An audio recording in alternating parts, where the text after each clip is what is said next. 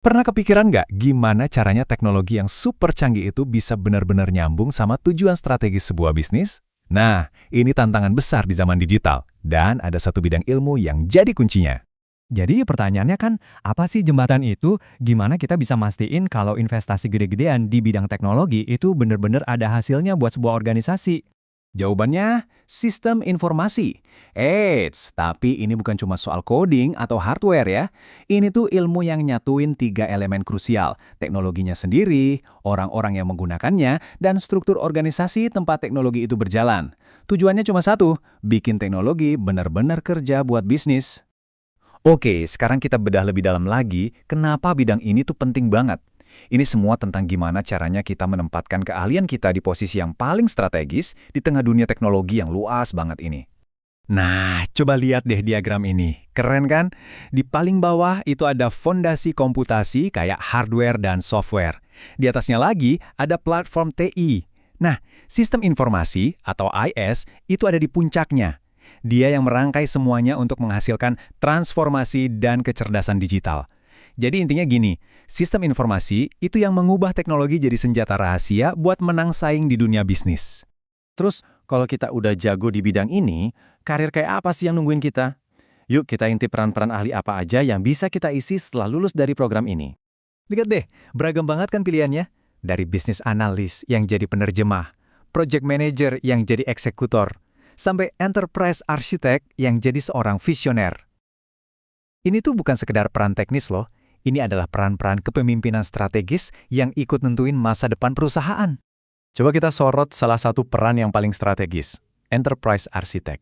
Bayangin deh, Anda itu kayak arsitek sebuah kota, tapi kotanya itu adalah seluruh teknologi di sebuah perusahaan.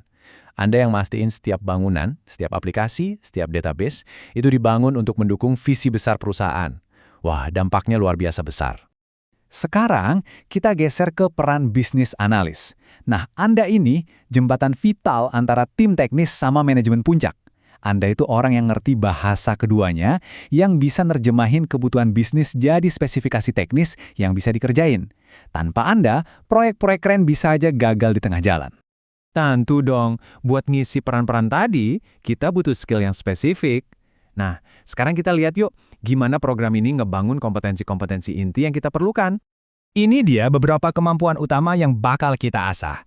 Coba perhatiin deh, semua skill ini relevan banget sama dunia kerja. Mulai dari ngelola aset data yang sekarang ini berharga banget, ngebangun produk digital yang lincah, sampai ngerancang arsitektur perusahaan. Ini bener-bener fondasi buat jadi pemimpin di bidang teknologi. Oke, kita udah tahu kenapanya dan apa yang dipelajari. Pertanyaan selanjutnya, gimana perjalanannya? Yuk kita lihat struktur programnya kayak apa. Program ini nawarin 2 jalur yang bisa Anda pilih, disesuaikan sama latar belakang dan tujuan Anda. Ada jalur reguler, ini jalur komprehensif selama 3 semester, pas banget buat para profesional yang mau membangun keahlian yang luas. Nah, ada juga jalur riset, ini dirancang khusus buat Anda yang udah punya pengalaman riset dan pengen langsung tancap gas fokus ke penelitian yang mendalam. Nah, ini dia perjalanan di jalur reguler. Kelihatan kan, terstruktur banget? Semester pertama, kita bangun fondasi yang kokoh.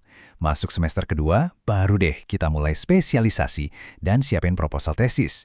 Puncaknya ada di semester 3, di mana kita fokus penuh sama riset tesis kita. Totalnya 36 SKS dalam 3 semester. Jelas banget kan peta jalannya?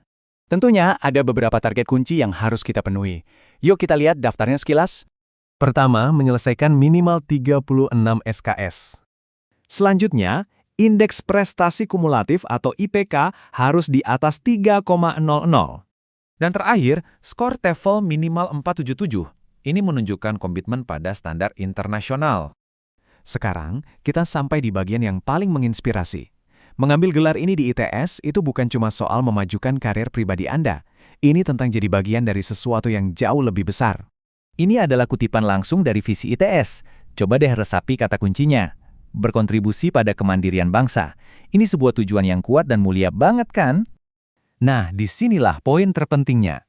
Setiap proyek yang Anda kerjakan, setiap sistem yang Anda rancang, setiap inovasi yang Anda ciptakan sebagai mahasiswa dan nantinya alumni program ini adalah kontribusi nyata untuk visi tersebut.